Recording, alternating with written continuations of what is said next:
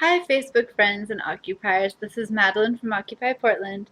I wanted to discuss today um, a new way of working our economic system that's kind of already emerging, but I wanted to bring it to everyone's attention and propose some ideas that I had that are complementary to what's happening.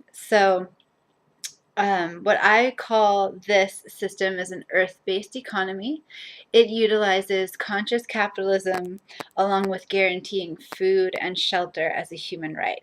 And why this is so exciting is because once people have their basic needs for food and shelter met, there isn't that survival fear intensity that we find in the job hunt or in our entrepreneur pursuits. So it's very easy to do with the technology that we have today and the drive for a just society that we've seen in Occupy.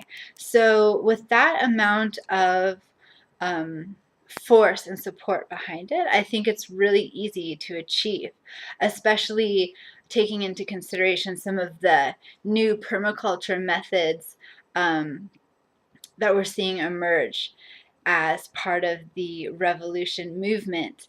A lot of people who are choosing materials for their new homes are choosing cob or hemp or other sustainable practices that cob in particular is really low cost and easy to do. For anyone, just do it yourself, get your neighbors together, even like I said, if we had volunteer committees to just go around and set up these homes for people with perhaps an attached hydroponics closed loop system, greenhouse on the roof, or attached as well, guaranteeing food as a human right, like we said, along with Seattle, for example, is building a permaculture food forest. And this is very similar, to what the rest of the animals on the planet do. They don't pay rent, they just build their homes and they go out and they get their food. So, using human ingenuity, we can do this in a way where these permaculture food forests are basically self-sustaining, and it guarantees, along with hydroponics and other non-toxic innovations, we can guarantee basic food for everyone. And from there, artisans are free to take that raw product and to create beautiful meals for people in restaurants as a means of generating exchange. And the reason that I feel that are at that conscious capitalism, meaning conscious of the effects of our actions on our personal well-being, on our interpersonal relationships, and the environment. The reason I believe that system is the most practical one available today is that it facilitates exchange much easier than a barter system. Although bartering or gift economies are definitely free to be complementary practices.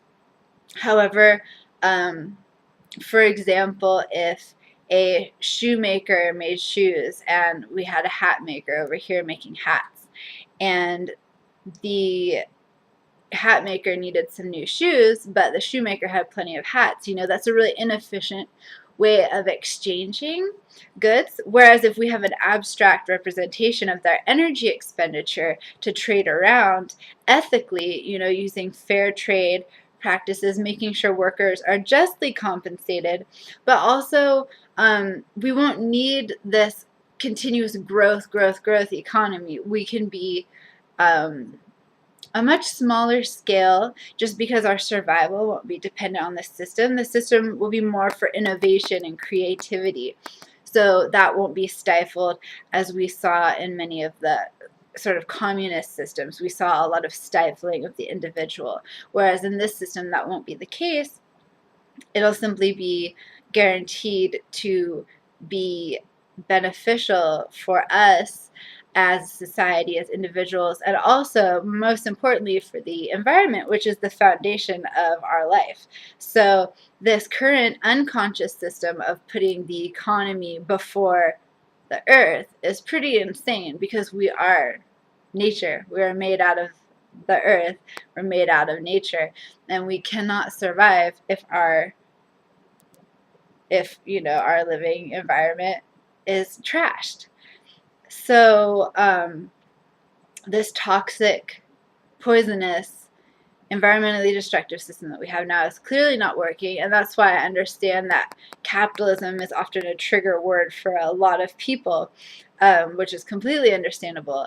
However, with this system, we would retain, as I said, the sort of innovation, entrepreneur, individual spark of creativity that is cultivated within the system we have now, but eliminating the negative effects of being unconscious of how our actions affect ourselves, other people, and the earth. So one of the main components of this is going to be getting corporations out of our government, having a separation of corporation and state.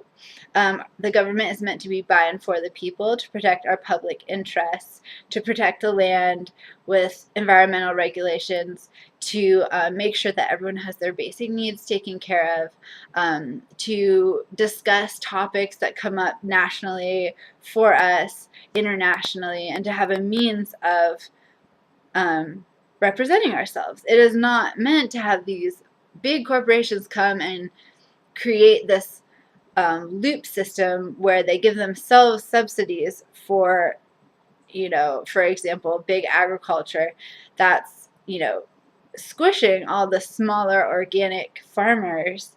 That's not a free economy. That's a monopoly. And that's sort of a monarchy, if you will, where people who have this a massive amount of power and wealth are lording over the other people, and that is not what the government by and for the people is designed to be. So we need to have a separation of corporation and state, and then also, as I said before, guaranteeing free food and shelter as a human right for our society, and from there being creative and sharing our gifts with each other. So I will put the link to the Facebook page, Earth-Based Economy, below this video, and feel free to check it out. I want to just share some conscious businesses there, have it be a space for collaboration, and to learn about some, ethical entrepreneurs that are offering products like organic clothing, superfoods, which, as a side note, I do think that our international exchange is beautiful, and that we should trade between countries. For example, if one person can offer something that only grows in their climate versus something that only grows in ours, it's great to exchange. But we do need a transportation overhaul so that it is environmentally sound with, for example, a good starting point would be electric trains. So there is some room for improvement there. But in general, just highlighting ethical businesses that have sustainable agriculture practices is really key.